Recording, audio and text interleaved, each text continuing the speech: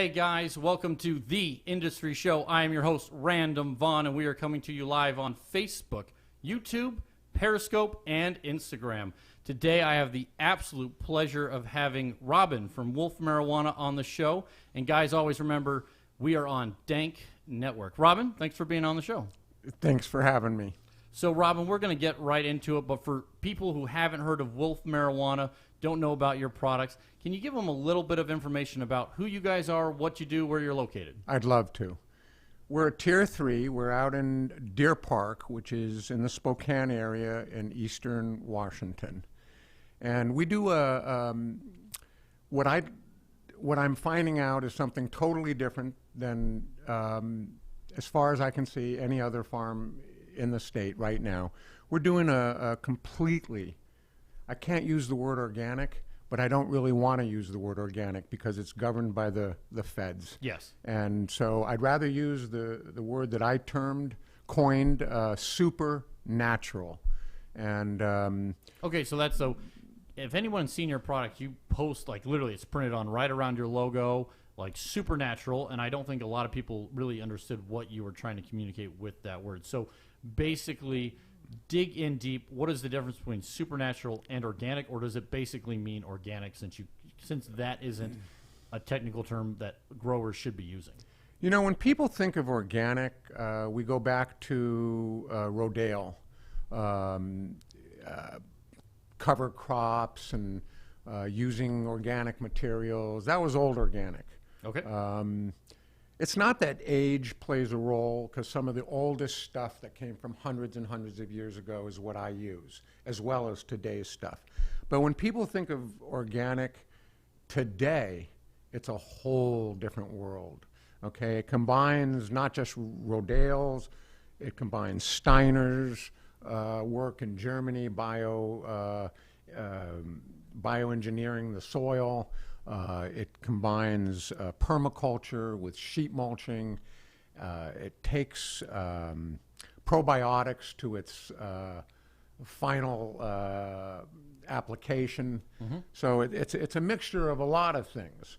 But it's not, the main reason I coined the term is because after I moved up here from Cali, mm-hmm. I got to know a lot of people in the industry, and I listened to how others use words. Words do matter.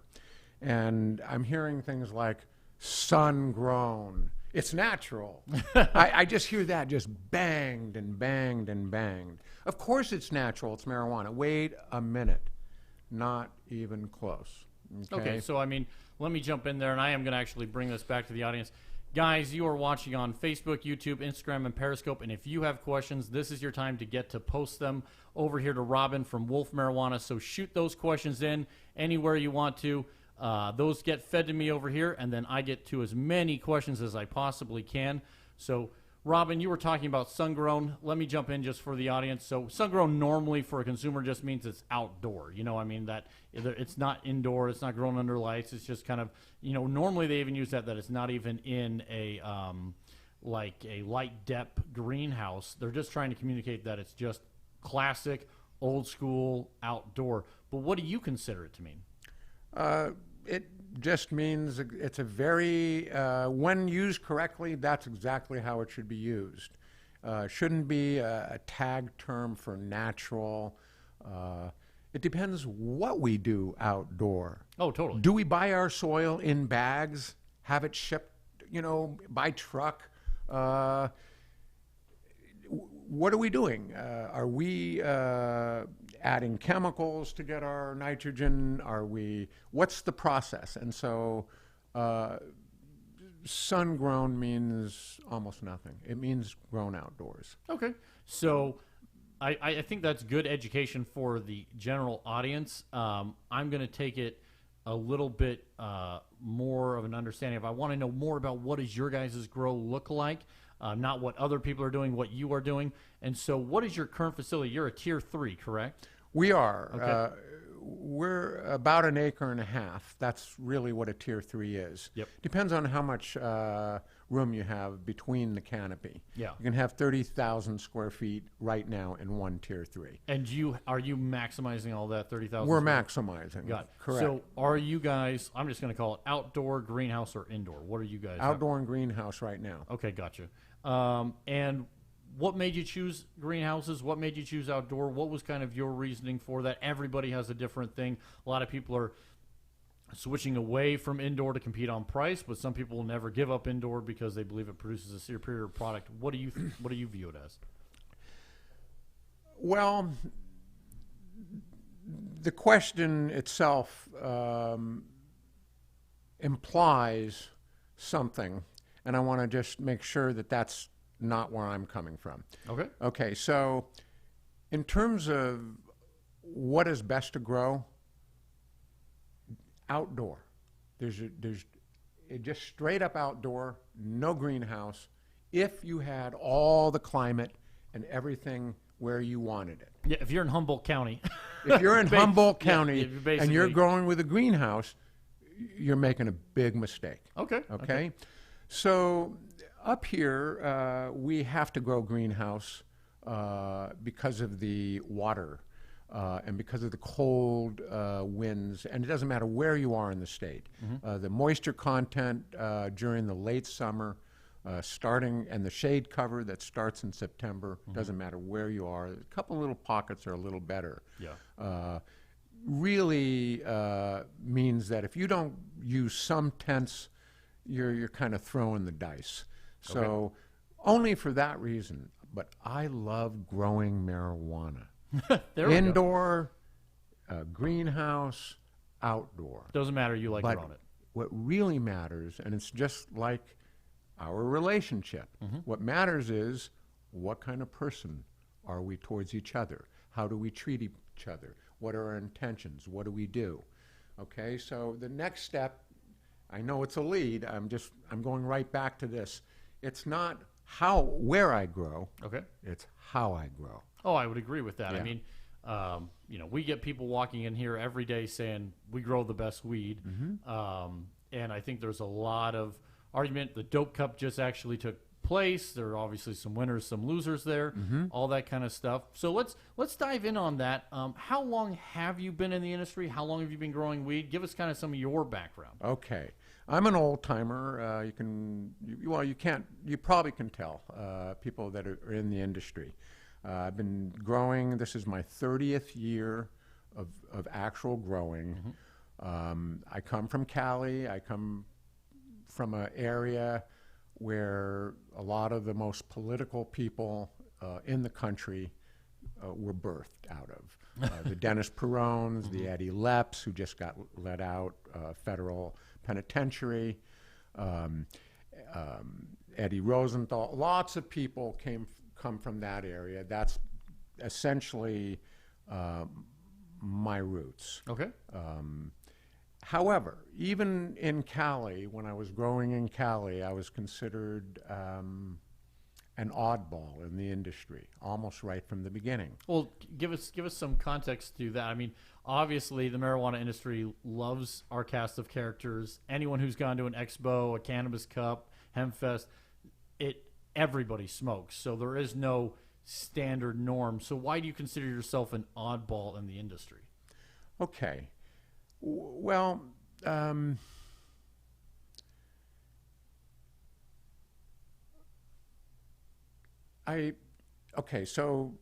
go backwards. The reason that I grow marijuana is because I smoke marijuana.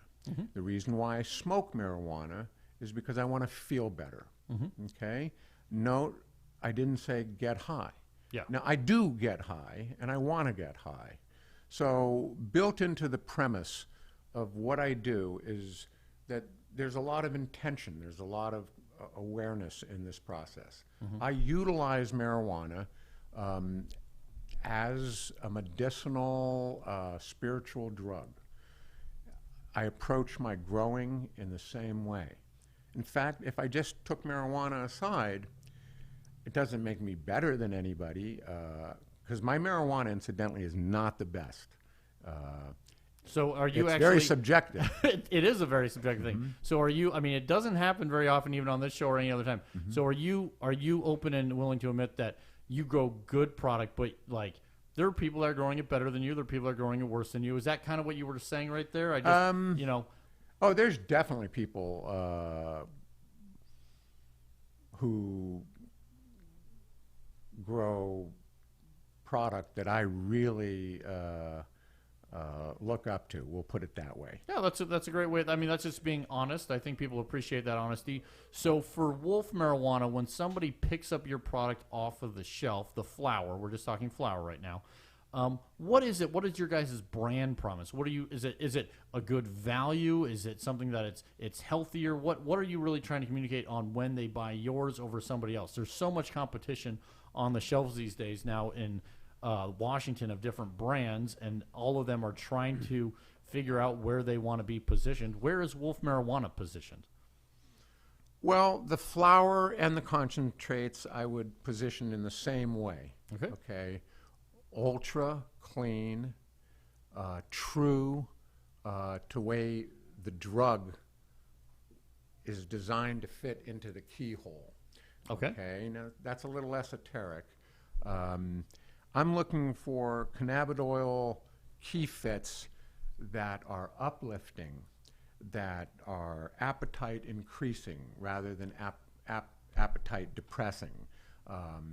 And I could go all the way on down the list, how we grow our marijuana, what we do to our marijuana, and what we don't do makes a huge difference. That's why I was starting to explain that where I come from here in my brain really matters, because it's actually what I'm trying to achieve with others. I'm trying to get other people to think outside the box. Gotcha. Okay, so with regular marijuana, it's more of a headbang. So I want to qualify. Some of my stuff, like I have my Doogie Howser, I mean, you get smashed. Yep. But it's not about the headbang in itself. Okay. So it sounds like you're choosing the strains that you grow very, very carefully, and it's about what those genetics in the strains or the terpenes and what they achieve. So you're almost going down the line of, if you're a consumer and you don't know what a Doogie Howser, an Old Toby, what those strains are going to do, because you're just not remembering. You know, people don't memorize parent genetics of a general consumer. You're saying that you guys are taking that on yourselves. You're very, very careful about any genetics. So you're not going to grow maybe a Blue Dream or a Super Silver Haze. You're going to only grow strains that do things that match up with what you want a consumer to get out of, as you said. You want appetite increasing, not appetite depressing. So why is those effects so important to you, I guess I would ask? Well, it's not just those effects. It's any effect that adds to what I call the feel good. Oh, so okay. I take my toke, and boom, I feel it up in my head. I'm starting to have awareness. It's throughout my body. Okay, it feels good. I want my highs to last. I don't want 20-minute highs. 20-minute highs come from conventional growing. Okay. Broader horizontal highs. Yeah. So you think that actually comes from how they grow it, not the actual genetics in the plant? Okay. We're kind of going back and forth. Yeah. If you talk to the breeder, yep, the breeder's going to tell you it is really all about the genetics. If you talk about the grower, talk to the grower, he's going to tell you it's what I do. Everybody wants to take credit 100%. I love it. But I don't want to take any credit, and so I don't buy into that exactly in that narrow way. It's about every moment, from the moment we handle the plant in our hands to the very finish. It's everything we do that matters. Gotcha. Okay. So let's just, I'm going to bring this back to the audience. Once again, guys, if you have questions, please get them in. I do have some coming in, but once again, you can post those questions on Facebook, YouTube, Instagram, or Periscope. We are live here with Wolf Marijuana. Robin, one of the owners, is on with us. Robin, let's jump into the strains and that kind of stuff. What and how many strains are you guys growing? What are the strains that people could see of your guys' product on the shelf in a rec shop, medical shop today? Mainly what you could find are oils. Okay.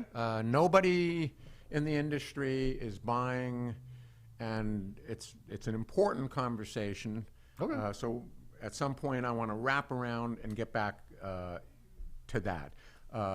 But anything that tests as a rule, and I'm not, I know you're a store owner, and I'm not talking specifically about any store. Yeah. But as a kind of a generalized rule, 18% over or no flower. Oh, I totally, yeah. I want us to dive into that conversation, but keep going. I want them to know what strains you have, and then let's jump into that. Yeah. So strains from last year are different than this year. I'm fine-tuning some of I own all my own genetics, Nice. virtually. So I use from my seed bank.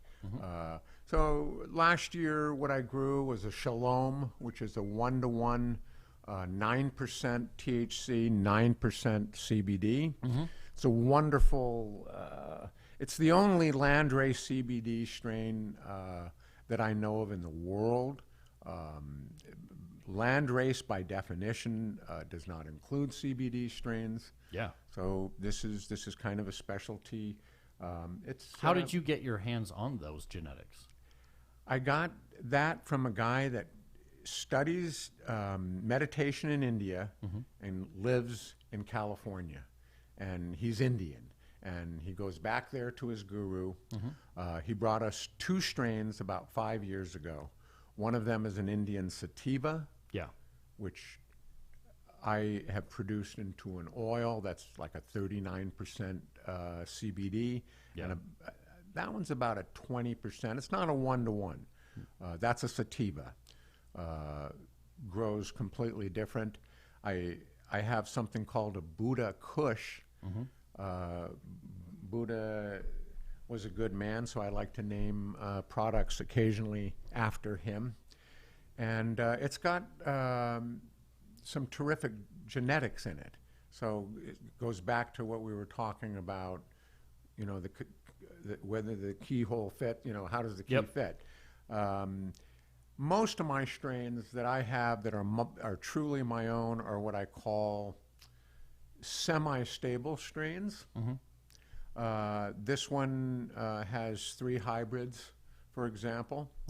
But from a lot of the breeders now, when you get your strains, the new breeder now has no concept, yes, I'm saying this, on how to stabilize a friggin' strain. You know, it could hermaphrodite. Is that what you're kind of referencing? So I have someone asking questions about the growing process, and we're gonna get to that. But when you're saying that having it be stable, is it just that it's prone to mildew, mold, doesn't finish, doesn't push? What are you saying when you're saying not stable? Yeah, hermaphroditing issues could be, but I've never had a hermaphroditing plant ever. Okay. So that's low on my particular issue now, I list. do hear from other people, oh, I've had it, it depends on seed, depends. I'm not sure. Could depend on stress, for example. Yep. No, I'm actually referring to strain specificity. So my Buddha Kush has 2 hybrids that are very similar and one that's completely different. Gotcha. Okay. I just haven't stabilized it. I'm way too busy, and you have to have dedicated areas. Yep. Right now I'm running my farm, and I don't have a really dedicated area that I can do that. I do love how you say that, because we get a lot of viewers in France, Germany, the East Coast, Florida a lot. And so those places, you got 30,000 square feet. They're like, what do you mean you don't have enough space? But to us, you're using every square foot you possibly can, and you're cramped in there. And so I'm sure that some of our viewers are going to find that statement funny. But let's jump into something that I know you really wanted to talk about, and I find it to be very, very interesting because we've experienced the same thing. You said 18 and below in the test results, and the shops aren't picking it up, or that it doesn't move off the shelf. So from a grower's perspective, I can obviously give it from the retail side, but from the grower's perspective, what do you have a hard time with that? What did you want to talk about when it comes to specifically test results? Okay. Well, I'd like to frame it. So I would frame it this way, and it's a little harsh, and it's not because of a lot of the young brothers and sisters in the industry and people like you. I just got called young on the air. I want to take a moment there. I am looking good for my age today. Got my hair done. It's really short. I'm going to take every advantage of that statement. But anyways, back to it. So the younger people that have now entered the industry, younger than baby boomers. So what about them? Okay. So I'm going to give you my best shot. Let me frame it first. The 502 industry. I'll soften it just a touch. My wife said, "You got to soften it, honey. Just don't." You'd be shocked. Okay. Our viewers, trust me, the comments we get, people want the truth and they want it real. So, what's your real feeling? The 502 industry is a criminal industry, masquerading in many respects as a legitimate representation of the cannabis industry. Man, yeah, you're not kidding. That we are going to get some views with that I've just comment. started, though. Yeah, exactly. I'm going to back up what I just said. Let's do it. And remember, when I say something, I understand that my brushstroke is big. And within that brushstroke, there's non-criminal. That's why I wanted to soften it coming in. But particularly in the testing component, it is one dirty, selfish, pathetic, misleading industry right now. It really is. Now, I'm going to back it up, and when I do, when I start explaining some of the facts, if the regulators accept this as the norm, and if the rec owners accept this as the norm, then our industry is going to have very narrow function. It could be a money maker.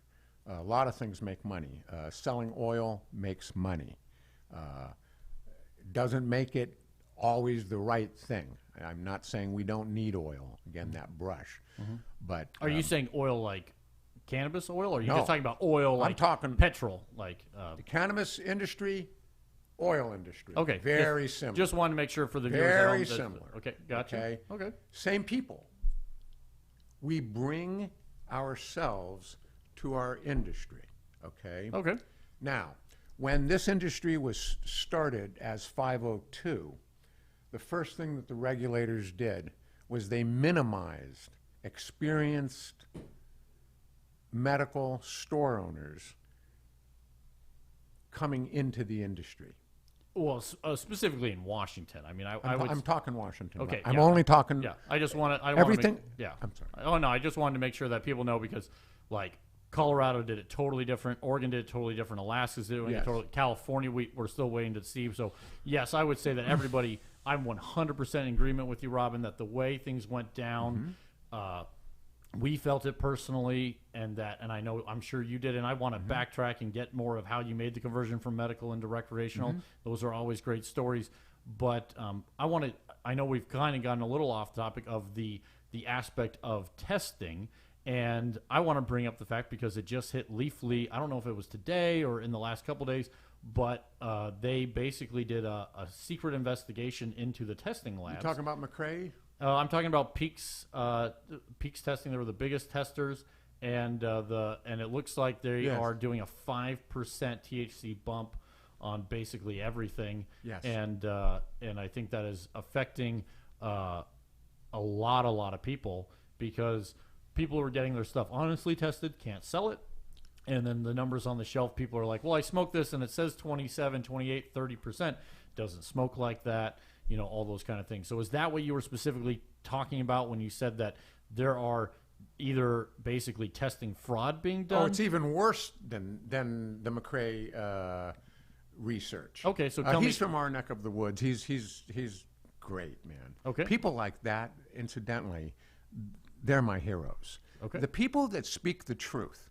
And I want to say this. That includes people like you.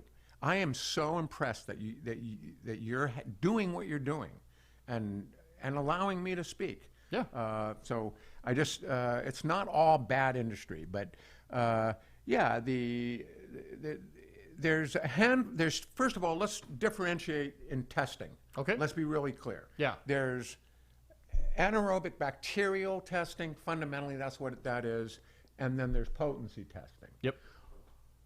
The ones that go to the head of the line here aren't the same companies that go to the head of the line here.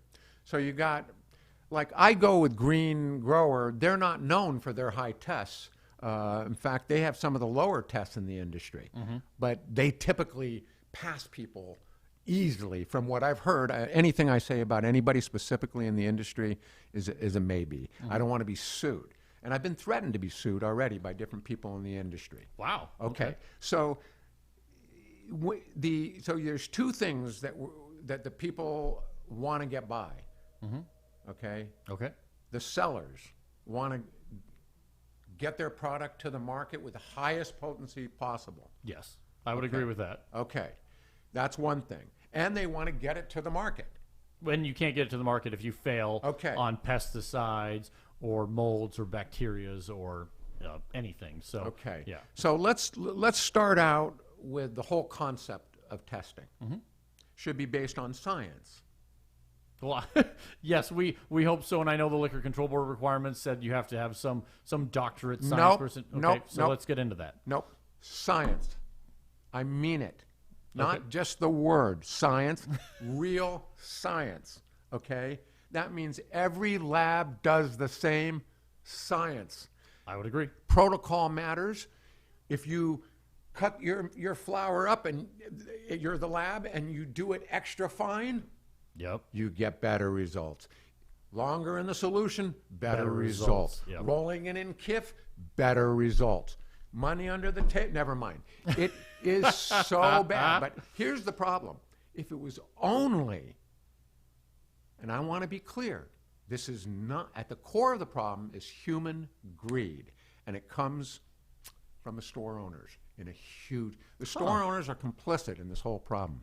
So and I like this. So I'm going to backtrack it and kind of try and bring some context to the audience here. So let me just understand if I follow the logic here, because we've talked about this, not really on the air, not on this show, but we talk about it all the time because we see the test results coming in. Right. We do our 420 Chronic Cast. We go live every day at 420 on Monday through Friday. And so we're seeing this, and we go live to audiences. A lot of people watching now watch those shows because we do those more often than I have the pleasure of having an owner on. And so with that, I just want to make it totally clear.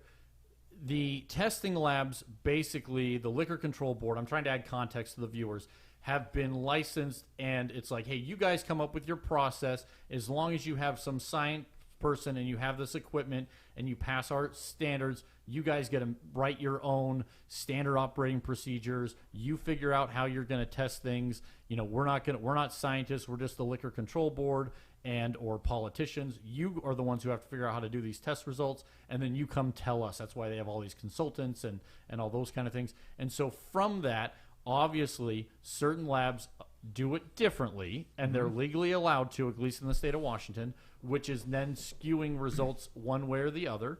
And therefore, companies with them, if you get higher test results, more growers are willing to come and give them money because they just don't want to see something come back at 13%. They want to see it come back at 23%.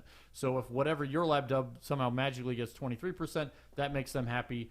They go and give that lab money, and then us as the consumer retailer, either side, buys that because the retailer isn't really the one buying. It doesn't matter if I buy your stuff and it sits on my shelf Well, you made a couple $1,000, right? And then we just sit there until we sell it off at clearance. But it doesn't, until it sells through to a customer, neither one of us win. I love, and you guys are on our shows. We have a great relationship, and I think you can obviously tell that from this conversation. But are you saying that it's the retailer's fault of the high emphasis put on test results, or are you saying that it's the Liquor Control Board? Explain to me where the retailers fit into this equation. Great question. I think great way of framing it as well. It's all of the above, actually. It's actually the consumer's fault, too. We all bring what we are to the table. Wherever we are, that's what we bring. Okay, so let's go back to specifically, which seems to be where we're going, which has to do with the retailer's complicity, is what I've suggested that the retailers are playing a huge role, not just a minimal role. Okay. But not all retailers, and it depends on the retailer. So here's how the game is played. Okay, so I'll bring my product out, and they'll say, "Well, it doesn't test high enough."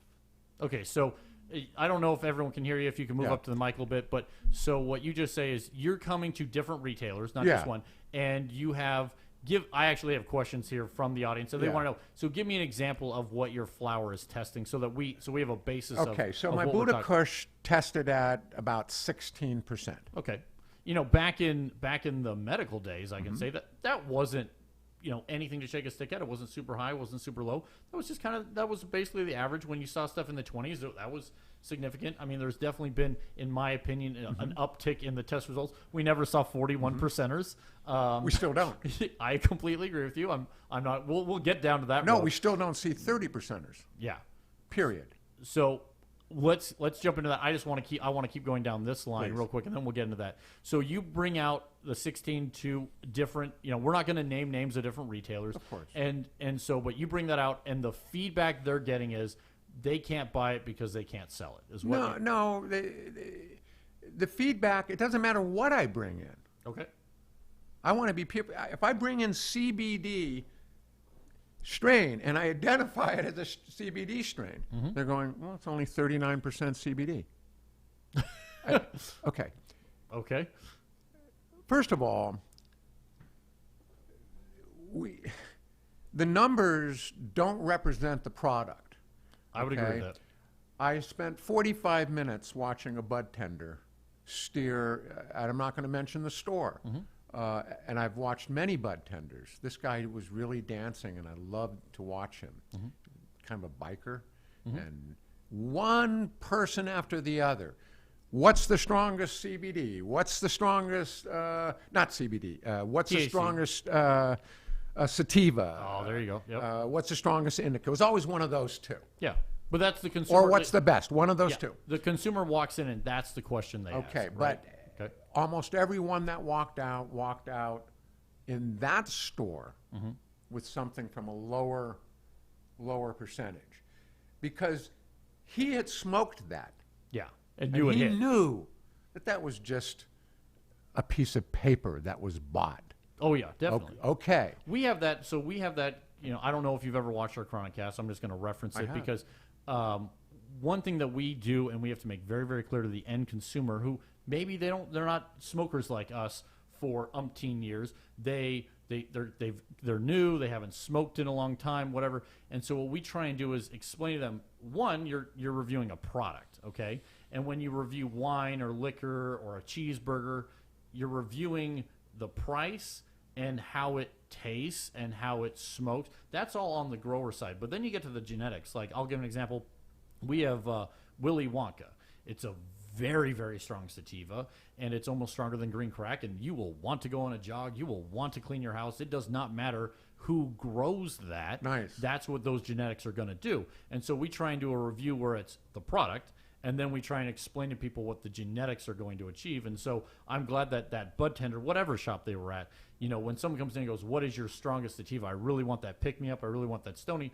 That he's not caring about the test results. He's going and finding people the best genetics. That still is a good value, I think, is kind of what you're communicating. Very impressed with him. But coming back to the buying, okay? Okay. So and I'd be happy to talk more about my products. I love my products, or I wouldn't be growing them.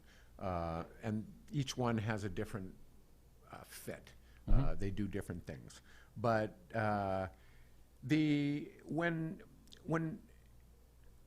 30% of whatever's in a store is non-scientifically based, in other words, it's based on bogus, what I call, fake news. I mean, so we're saying it's based off of fake test results. It is. Okay. And no, but it's more than fake test results. When there was, I forget Buddy Boy's strain, what it was, but it came out at 41% at his, I think it was peak. It was Dope magazine. I remember it was Dope because I have a friend that knows the owner. Okay, yeah. And so while that, I'm pretty sure it was Dope, but I'm not positive. But it was one of the two major cannabis magazines for Washington. And the owner of the magazine had to figure out how he was going to write this article. About Buddy Boy's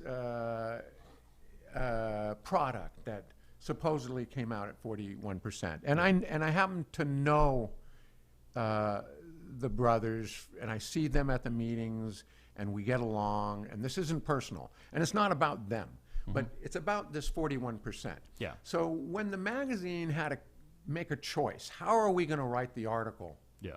First time ever, 41%. And they did it all wrong. Okay. You just, the way you got to start with facts. You can't let a train on the tracks if there's no tracks there. And he did. Okay. So let's get rid of that right now. Anything above 28% out. Okay. So you believe the scientific actual maximum that you could ever test on a piece of flower is 28%. Give or take. Okay. Give or take. There's many reasons for it. Okay.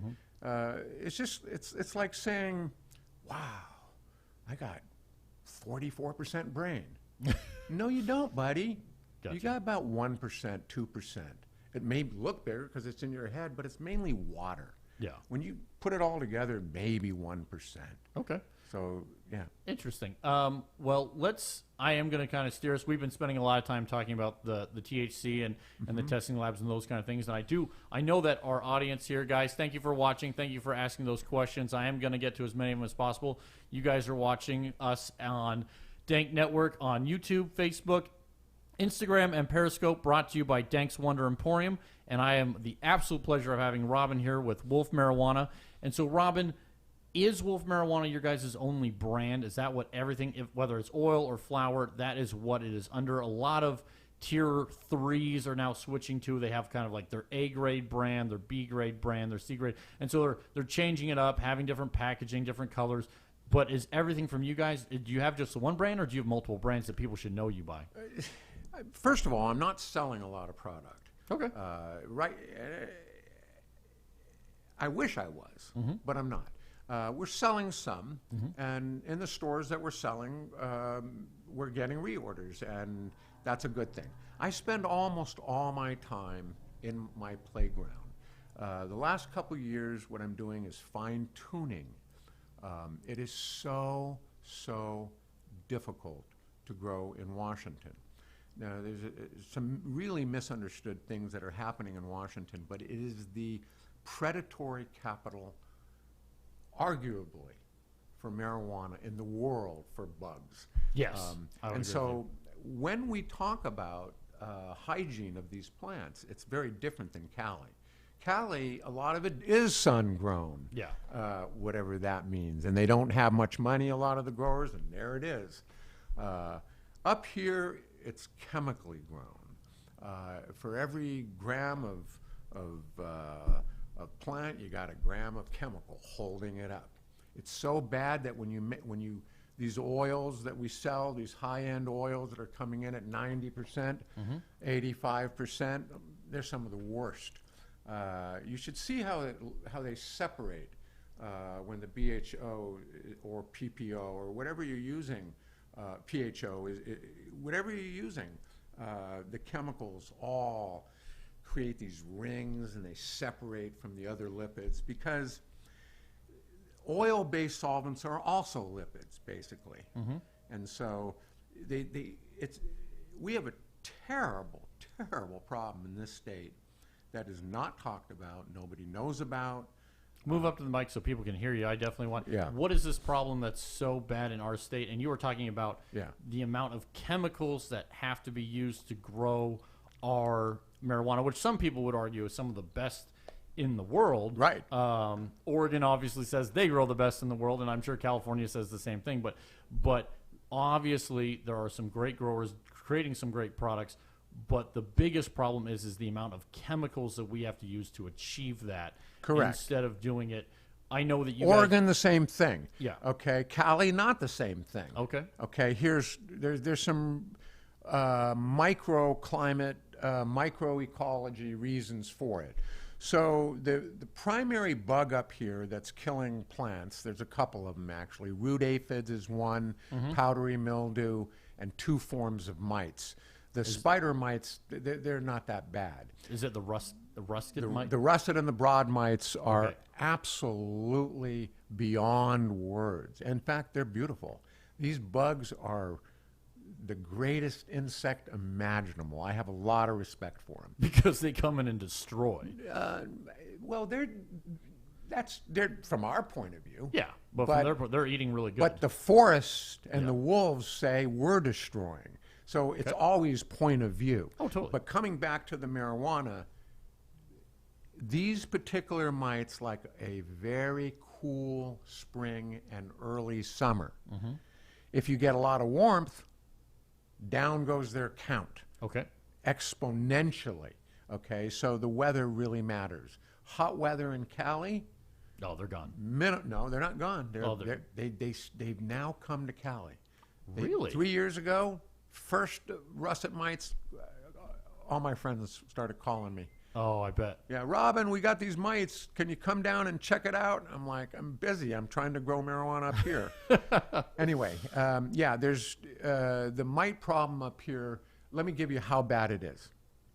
Yeah, paint us a picture. So you got to realize a lot of the viewers here, they don't work in the industry. Yep. But they obviously they love it, and a lot of them even want to get into it. Normally, number one question people want me to ask is how to get into the industry, but paint them a very visual picture of how bad the mite situation is. And it's tied into the testing. All of it bundles up and affects the other, and it promotes cheating in the industry.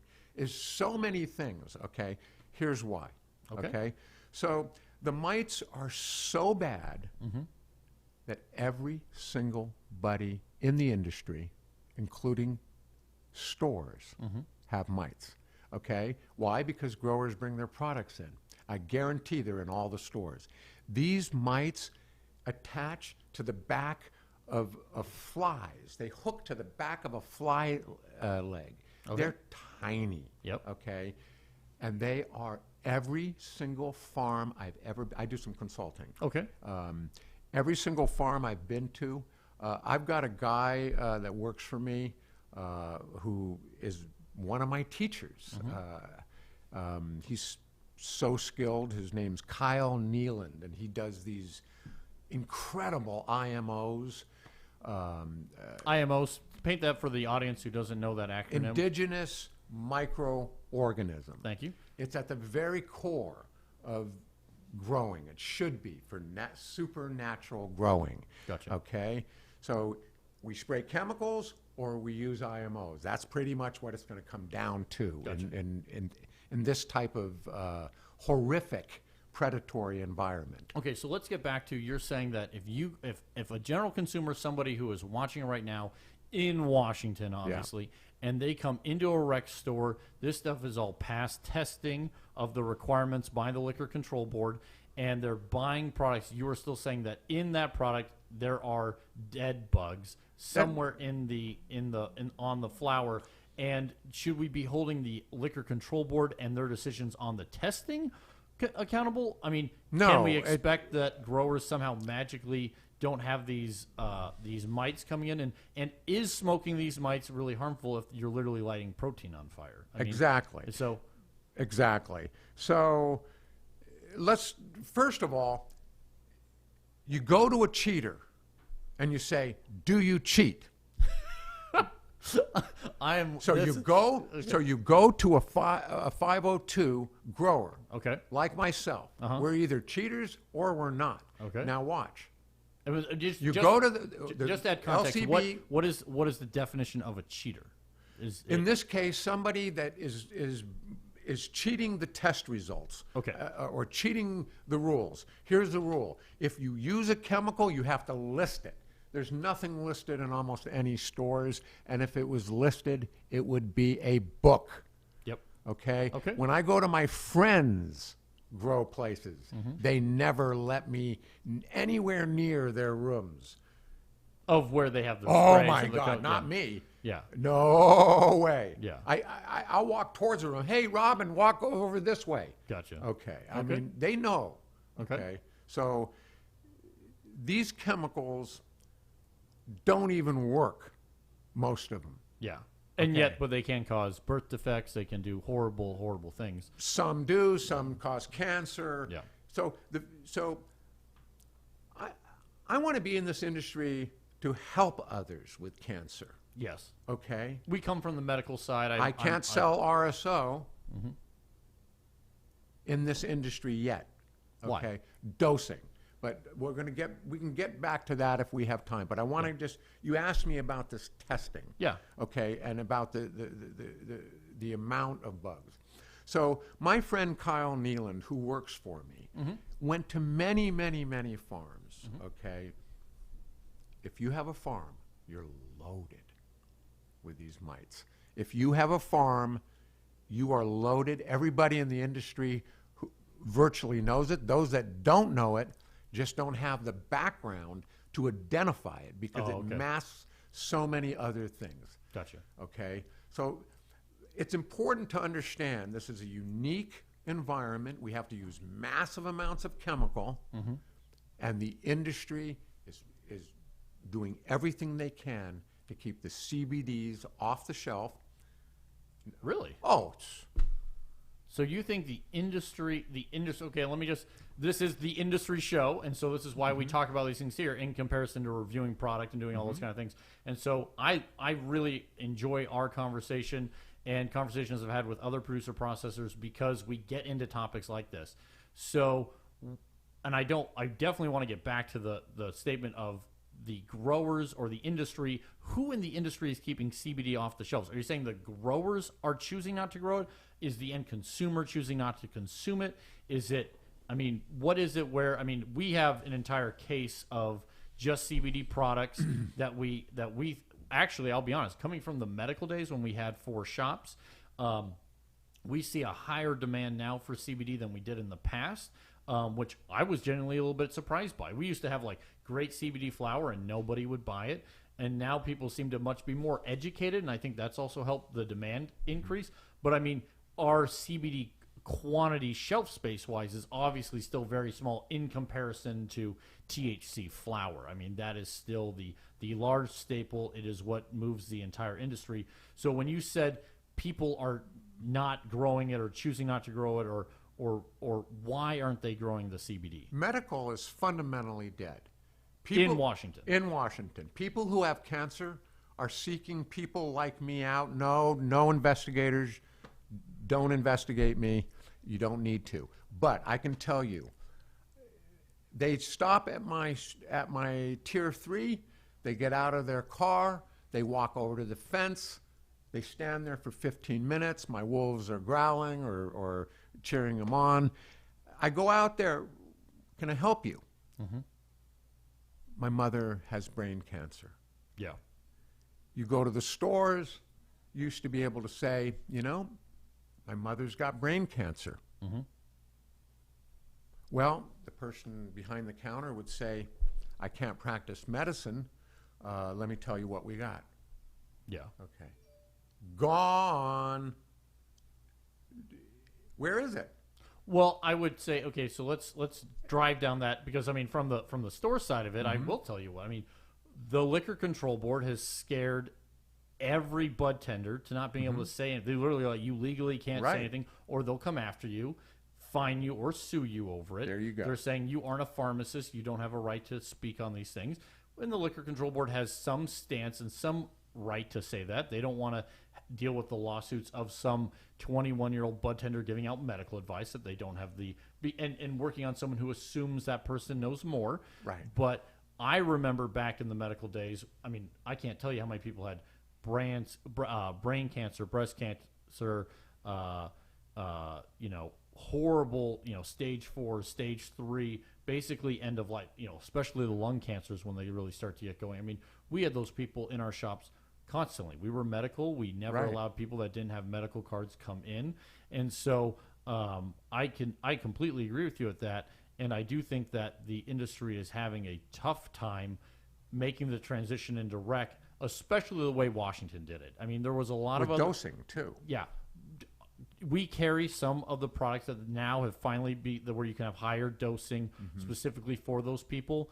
But when you spoke about RSO, and I want to jump into that because, man, we get talking, time flies.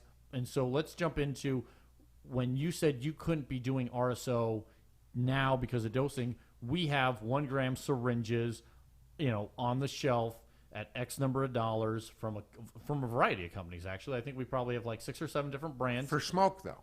Well, I mean, some of them are just RSO not for smoke, and then some of them are for smoke. Some of them are the classic full plant extract, doing it the classical Rick Simpson way, and other ones are, doing an alcohol extract, and then they kind of try and explain that to people. Most of them don't like to put RSO on it if they're just trying to do it for dabbing. So when you're saying that, you're saying the Liquor Control Board is preventing you from selling RSO to be ingested. No.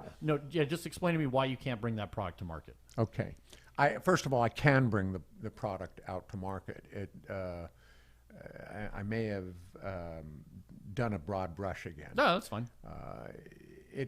It's extremely difficult, and it's been minimized. So medical is still alive in the minimalist way. But we have an epidemic of cancer in our country, and in this state in particular. We have a real health problem in this state. Now, this is terrible what I'm going to say, but I'm going to say it, especially on the east side of the state, okay? Mostly cancer or the MS on that side of the state? So many people young people have cancers. We had a worker here, 22, 23 years old, very aggressive cancer getting diagnosed. So we see it all the time because people in this industry are medical. I mean, a lot of our staff either were in medical before, or we were, or come from just that background, or have a medical need, and that's how they got into marijuana. So I always view marijuana from a medical standpoint, and then view it as now we've adjusted laws and those kind of things. Very nice. But from what you are saying is, how does our industry, under the current administration of Washington, regulators, all that kind of stuff, help people with cancer and actually do the things of why we got it legalized in the first place?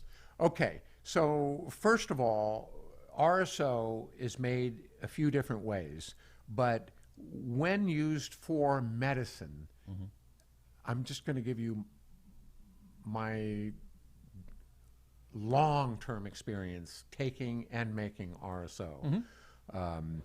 You can make it in different ways, but taking it orally or rectally, one of the two, is the way that it has its most effects. Oh, absolutely, not 100%. Not smoking or dabbing. Yep. Now, if I'm on a trip and I have my back, it gets all locked in. And if I need a quick anti-inflammatory bang, and if I didn't take my pill when I thought I was supposed to, I might pull over, put a little RSO right on top of my pipe, right on the marijuana. Oh, yeah. Okay, that's all good. It's not that. Now, coming back to the RSO, so the first thing they do is it's almost exclusively marketed, presented on the shelf as dabbing, because nobody can call it medicine, really. Even this. So you're saying, so just so I can add context, so you are saying that the stores, us, the retailers, aren't allowed to call it medicine. The producer processors, when they're designing their packaging to get their packaging approved, can't refer to it as medicine, any of that sort, until they, the Liquor Control Board and the regulators say, until the science come back and you do all the FDA and those governing bodies. That's what you're saying, is that they can't talk about the benefits that have been proven to us over time of what we've seen firsthand results from. Well, there's been 25 studies. Every study shows anti-carcinogenic, whether it's CBD or THC. Yep. So we start with that. But no, the industry, when something is not marketed for what it is, it creates confusion. It's sand in the air. It's smoke in the air. Nobody knows what to do with the RSO right now. Okay? When I say nobody, I mean general consumers is what the you're general consumer does not have access to the RSO like they did before the 502. There were so many places you could get RSO. Okay. Well, one is because, a lot of reasons. One, there were more access points. Okay. Two, True. because you had more access points, those access points were making stuff in-house. A lot of them were, let's be honest. They had their own grows, and then they make RSO because they didn't want to, a lot of them weren't interested in the BHOs, the PHOs, the CO2s, minimal investment to actually make quality RSO. A lot of those people who were shop owners were more your age than my age, and so they came from that generation of making extracts with alcohol. And so I completely 100% agree that there was more access to RSO before the recreational sandboxing of medical into recreational that recently happened. We were one of those, we had our 4 medical shops. They made us close them down, and we had to join the sandbox with everybody on the recreational side. But also, a big part of it plays into the fact of, like, the new regulations of, even to be running alcohol, it has to be commercially zoned. It has to be this. You need to build this crazy thing out, all this kind of stuff. The hood systems are beyond words. Yeah, exactly. Just to be able to do something very, very basic. Trust me, I understand. Hey, our industry also had explosions and killed people. Okay, that's also goes on us. And if people would have, that also happened down in Oregon, literally a shop blew up. Even in the retail space, they're totally closed down and those kind of things. And so when those accidents happen, you've got to expect regulators to come back and say, hey, we're going to protect you and the public from you. And so they bring that in. And that is one of the major reasons why I see there being a shortage. But, some companies, I'm not saying that I don't know what their distribution is. I just know they're in our shop. Some companies are definitely at least making it, whether the shops in, like, I'll give Spokane. I'm not trying to throw Spokane or Walla Walla under the bus. I'm sure there are great shops there as well. Maybe those shops aren't carrying or having a more difficult time getting deliveries over to that side of the mountain. We face it of having a difficult time getting deliveries over to this side of the mountain once, the snow came and, like, the gorge couldn't drive, and, like, a lot of Spokane, the pass was closed. Those things occur in the marketplace. But I'm just wondering if you're trying to say that a specific type of RSO, like a CBD RSO, is more difficult to find now, or just a THC RSO, like, what is the... All of them, and here's why. Okay. So let's just say I have cancer, and I come into a store. Yep. I just got my first cancer treatment. Yep. They're already telling me at the hospital, you cannot use any cannabinoids, or our insurance, we squeeze you out. They're doing a lot of... Oh, yeah. Wow. Oh, and we are coming. Okay, what do I mean by that? RSO is coming. Help is on its way, people. You can get your drugs even when the government says no. We've known this for years and years and years. So let's just say I came to a store and I just got through with my first treatment, and I have my money, and I want to come in and I want to buy what we call one phase, phase one. Okay, phase one of a typical RSO treatment is, once you get acclimatized to the drug, is about a 65 for cancer. It's about a 65 to 100 gram treatment. Yes. Okay, so I go to the bud tender and I say, you know, I got cancer. It's all throughout my body. Yeah. Okay, and I'm looking for some RSO. Forget it. Just forget it in this state. Well, First of all, you can't even walk out with more than 7 grams. Yeah. So that means I got to come back and do all these trips. Yep.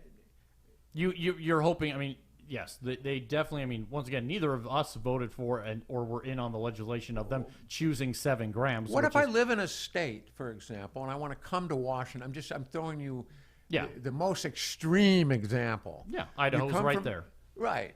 Nope, can't do. You can go back with 7 grams. So by the time you drive back to your house or fly and you land, you got to fly back and buy it again. Yeah. That's not how medicine works, okay? The first thing when people are sick is we're afraid we're dying. We don't want to have to jump through a crazy, into a crazy world of vortex talking to some bud tender who has minimal training. Now, some bud tenders, now when you go to the West, we're getting some more. In the East, the training is much, much less. Okay? Oh, interesting. They're buying potency, price. When you go to the the West, it broadens out. It broadens out. Yeah, I would agree with There's that. some really good people. Yeah. I mean, I would also say that about going, if you went up and down. So if you're talking not just about Washington, if you go to Oregon, I mean, like, Eugene has some great shops, where Portland has some great shops, but I wouldn't, I'm sure Salem has some great shops, but I don't know about Medford. You know what I mean? Like, but if you want your RSO, then you're going to Seattle. Okay, that's what I'm saying. You're going to the West. You're going to the West Side. That's just straight up bullshit.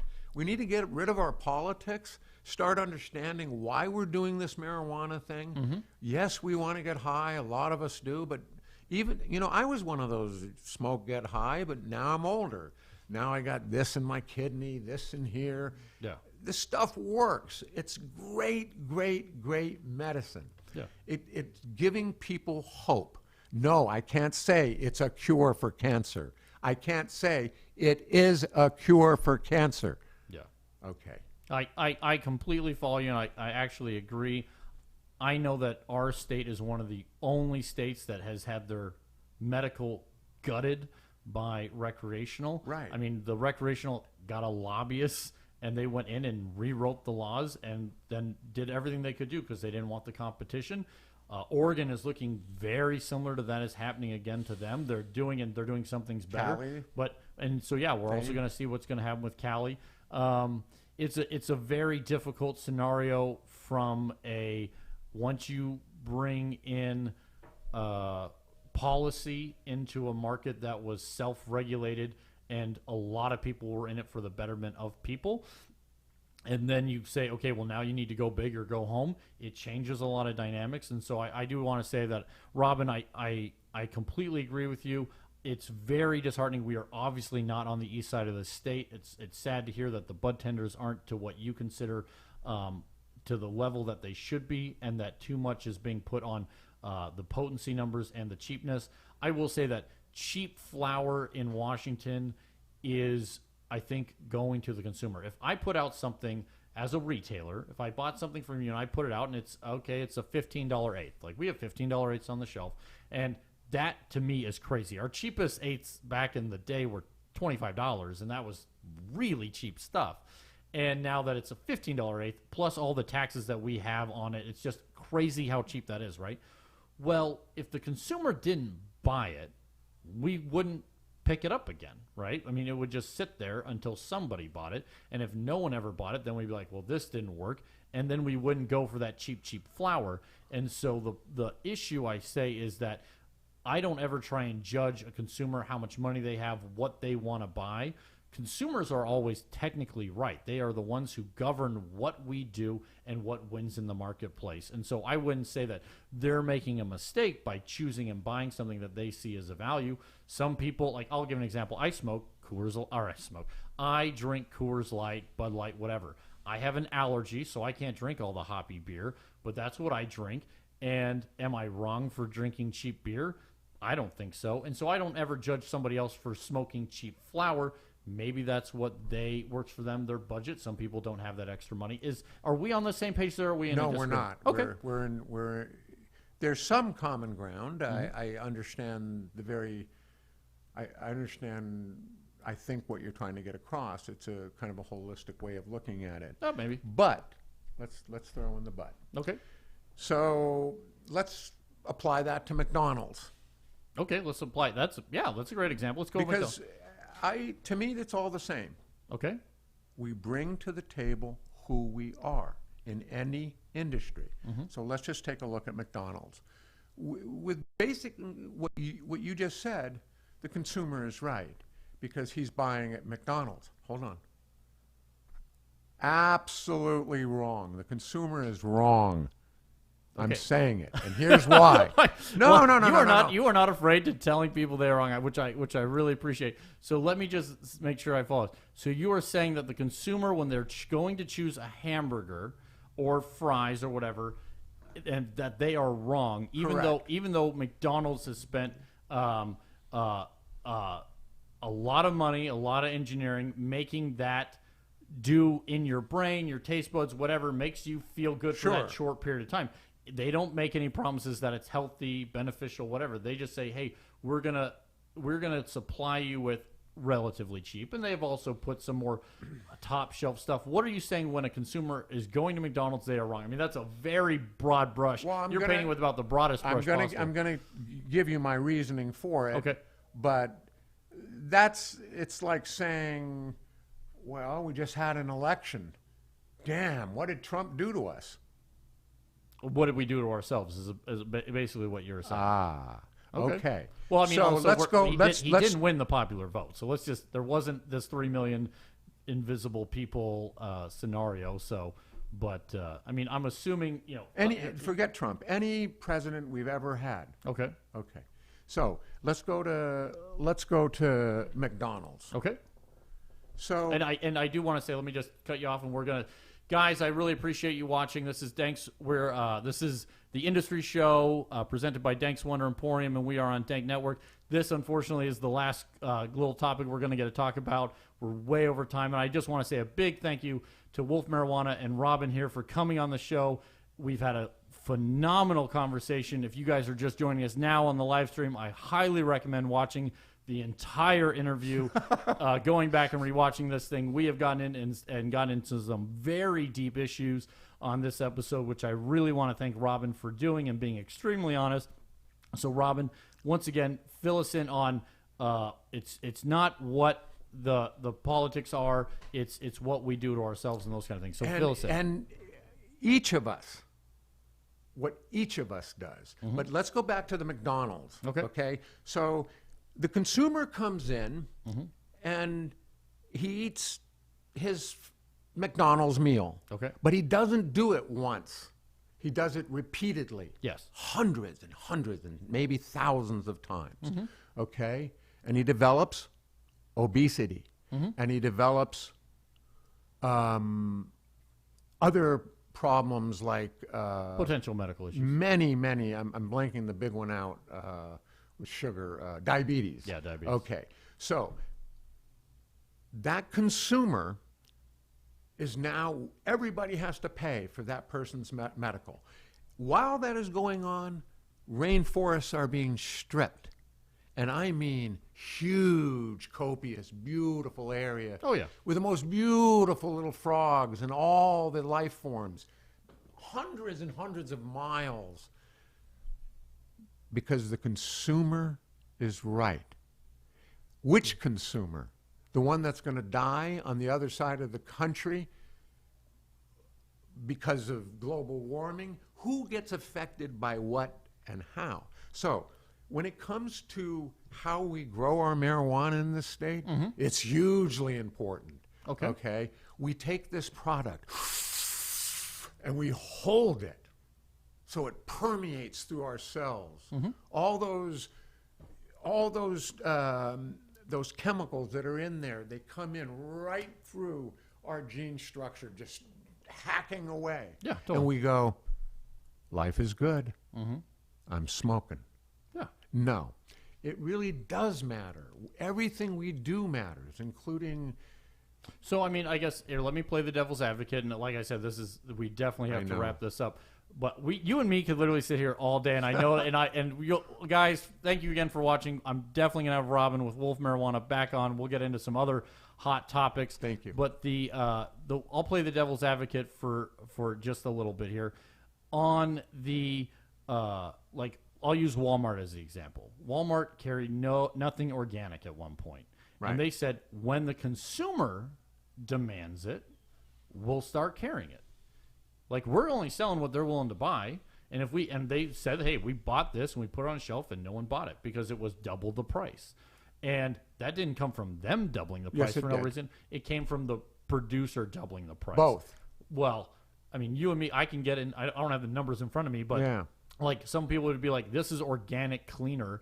They would just mark it up to offset because they weren't doing mass volume or whatever. And there's other even shows about that. So regardless of, when I do believe a consumer, if they get it at almost the same price, that they choose the option, which is, if I could go into the store right now, I go down to Safeway that's or not whatever. Right. How can you buy a Mercedes for the same price as a Volkswagen? Well, why would we even engage in a conversation that that's a beautiful, you're framing it and proving my point. Oh, that's good. I'm glad I'm proving your point. So my only tidbit on that is, if we are framing the conversation, and maybe I shouldn't have jumped in on price, but you were more framing it as that the end consumer goes to a McDonald's and gets something and it's not healthy. My point was that McDonald's, and maybe I should make it more about McDonald's, McDonald's would sell more health food if people demanded health food, and they put salads on the menu, they put them on, and then people don't buy them that much. I beg to differ. I hear what you're saying, and I think there's a lot of truth to what you're saying. Okay. But imagine if McDonald's would have put a salad bar and maybe even with organic lettuce, or if they would have done some of their stuff that they're shifting to now 15 years ago. We've been doing this dance for a long time. Okay. You know why Walmart finally got it together with their organic? We put a gun to their head practically. Let's be real. They've done everything to break unions, to do this, to do that. It's when pushed is when store owners in Washington, and that's why I love being here. I want to push the process.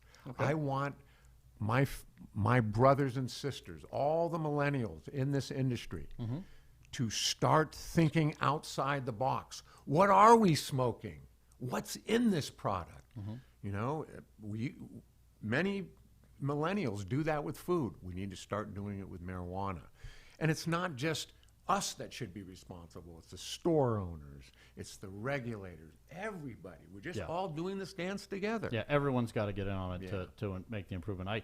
Guys, I think that is just a phenomenal place to end this show. Robin from Wolf Marijuana, thank you so much for coming on. Thank you for being so honest. Guys, you've been watching us on Dank Network.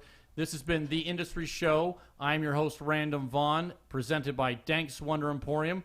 Thank you guys for tuning in. We go live at 2 o'clock Tuesdays, Wednesdays, and Thursdays. And make sure to check in during our Chronicast when we're actually reviewing product at 4:20, live every day at 4:20, Monday through Friday. That is the Chronicast from Danks Wonder Emporium. Guys, thanks again, and we'll see you tomorrow.